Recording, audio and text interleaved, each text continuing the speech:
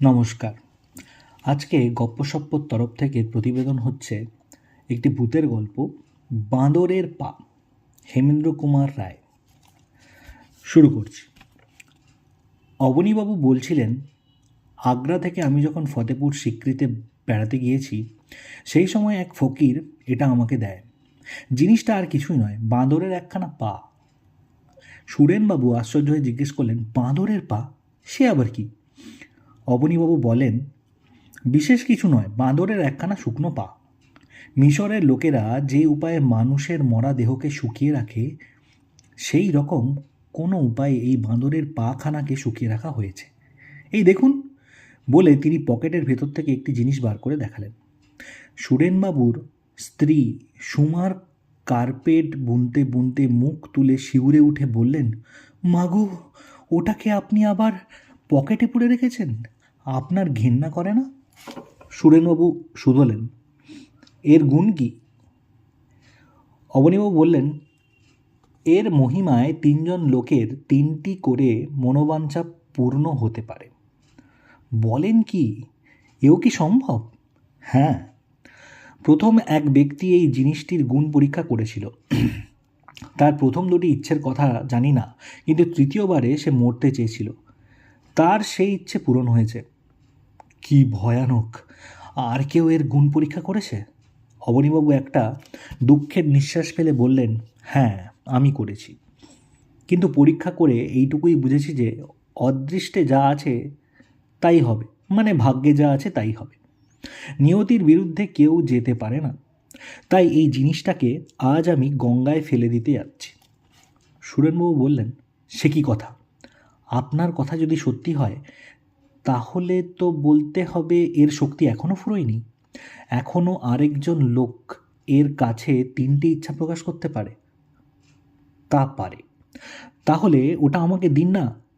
অবনীবাবু আঁতকে উঠে বললেন, বলেন কি সুরেনবাবু, আমি আপনার বন্ধু হয়ে এমন শত্রুর কাজ করি কি করে? কেন? আপনি জানেন না এ হচ্ছে সাংঘাতিক জিনিস? একে পরীক্ষা করার মানে হচ্ছে অমঙ্গলকে ডেকে আনা।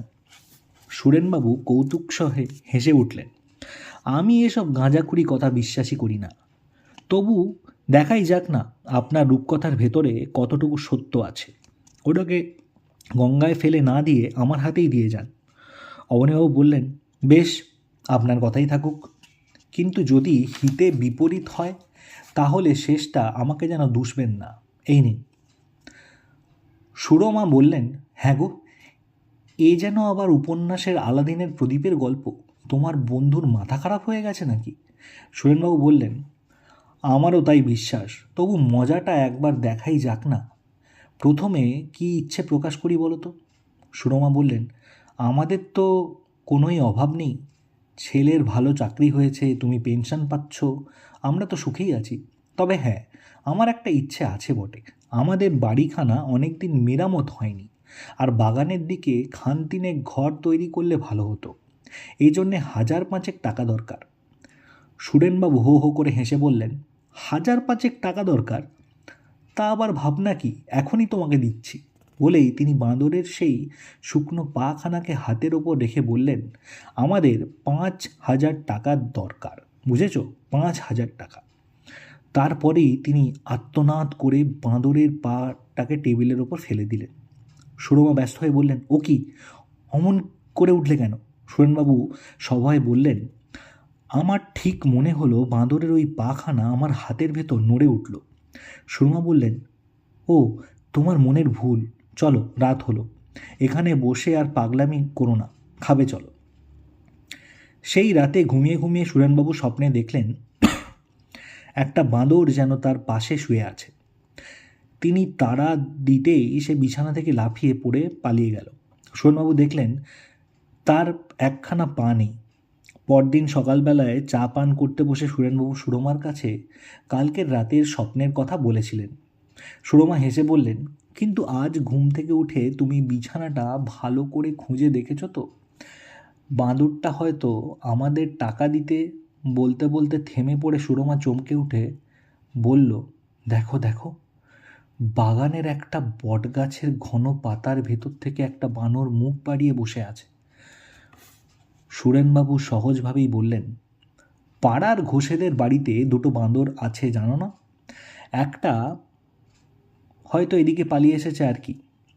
বানরের মুখখানা আবার অদৃশ্য হয়ে গেল। সুরমা বললেন, আমাদের যেন কেমন ভয় ভয় লাগছে। সুরেনবাবু কি বলতে যাচ্ছিলেন এমন সময় নিচ থেকে ডাক পিয়নের গলা পাওয়া গেল। রেজিস্ট্রি চিঠি আছে বাবু। সুরেনবাবু নিচে গিয়ে সই করে চিঠি নিয়ে এলেন। খামের ওপরটা দেখেই তিনি বুঝলেন চিঠিখানা এসেছে রেল অফিস থেকে। তার পুত্র অমিয় কুমার রেল অফিসের একজন বড় অফিসার। প্রিয় মহাশয়, আপনার পুত্র অমিয় কুমার সেন রেলের কোনো কাজে হাজারিবাগে গিয়েছিলেন। সেখানে জঙ্গলে পাখি শিকার করতে গিয়ে দুর্ভাগ্যক্রমে তিনি এক ব্যাঘ্র দ্বারা আক্রান্ত ও নিহত হয়েছেন। অনেক অন্বেষণ করেও তার দেহ পাওয়া যায়নি। এই শোচনীয় দুর্ঘটনার জন্য আমরা অত্যন্ত দুঃখিত।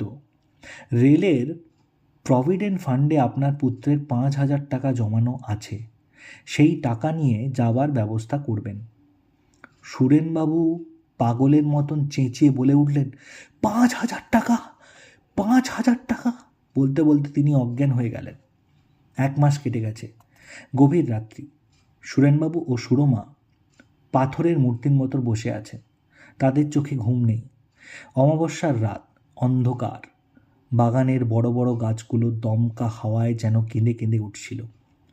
হঠাৎ সুরমা বলে উঠলেন, ওগো, সেই বাঁদরের পাটা কোথায় গেল? বাঁদরের পায়ের কথা সুরেনবাবু একেবারে ভুলে গিয়েছিলেন। টেবিলের দিকে তাকিয়ে দেখলেন সেইখানেই সেটা পড়ে রয়েছে। তিনি স্ত্রীকে বললেন, এই যে, কিন্তু ওর কথা জিজ্ঞেস করছো কেন?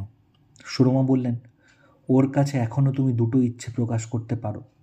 সুরেনবাবু বললেন, না, আর কোনো ইচ্ছে প্রকাশ করার দরকার নেই। ওসব বাজে আজগুবি ব্যাপার। সুরমা বললেন, না না, আমি আমার ছেলেকে দেখতে চাই। সুরেনবাবু বললেন, কি তুমি আবোল তাবোল বলছো? কোথায় আমাদের অমিয়?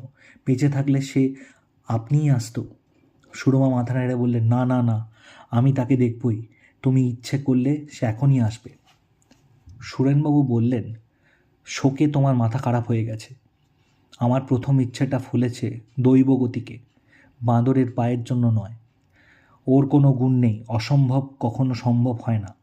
সুরমা কাঁদতে কাঁদতে বললেন, তাহলে তুমি আমার কথা রাখবে না? আমার অমিয়কে দেখাবে না?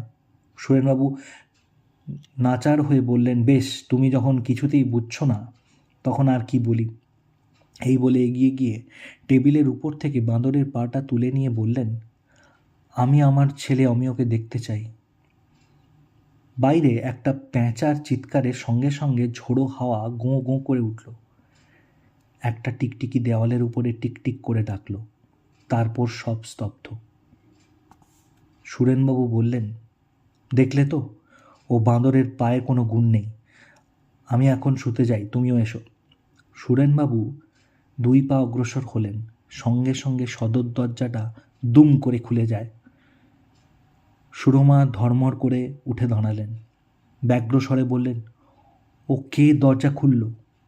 সুরেনবাবু বিবর্ণ মুখে বললেন, ও কেউ নয়, ঝোড়ো হাওয়ায় দরজাটা খুলে গেছে। সুরমা বললেন, না না, আমার অমিয় আসছে, আমার অমিয় আসছে। আমি তার পায়ের আওয়াজ চিনি, সিঁড়িতে তার পায়ের শব্দ শুনছ না? বলতে বলতে তিনি ছুটে ঘরের বাইরে বেরিয়ে গেলেন। সুরেনবাবু আড়ষ্ট হয়ে দাঁড়িয়ে রইলেন। কাঠের সিঁড়ির উপরে কার পায়ের শব্দ হচ্ছে বটে। হয়তো শব্দটা কে করছে তা জানেন না, কিন্তু যদি তা না হয়, যদি সত্যি অমিয় আসে, তাহলে কি সে এই মুহূর্তেই আসবে? বাঘের আক্রমণে সর্বাঙ্গ ক্ষতবিক্ষত, মুন্ডহীন রক্তাক্ত দেহ? সুরেনবাবু আর ভাবতে পারলেন না। শিউরে উঠে টেবিলের উপরে ঝাঁপিয়ে পড়ে বাঁদরের পাটা আবার তুলে নিয়ে তাড়াতাড়ি তিনি তার তৃতীয় বা শেষ ইচ্ছে প্রকাশ করলেন, আমার ছেলে অমিয়কে আর আমি দেখতে চাই না। সিঁড়ির উপরে আর কোনো শব্দ শোনা গেল না। খানিক পরে সুরমা নিরাশ মুখে ঘরে ফিরে এলেন। সুরেনবাবু হাঁপাতে হাঁপাতে বললেন, কি দেখলে? শান্তভাবে চেয়ারের উপর বসে পড়ে সুরমা বললেন, বাইরে কেউ নেই, কিন্তু সদর দরজাটা খোলা। নমস্কার।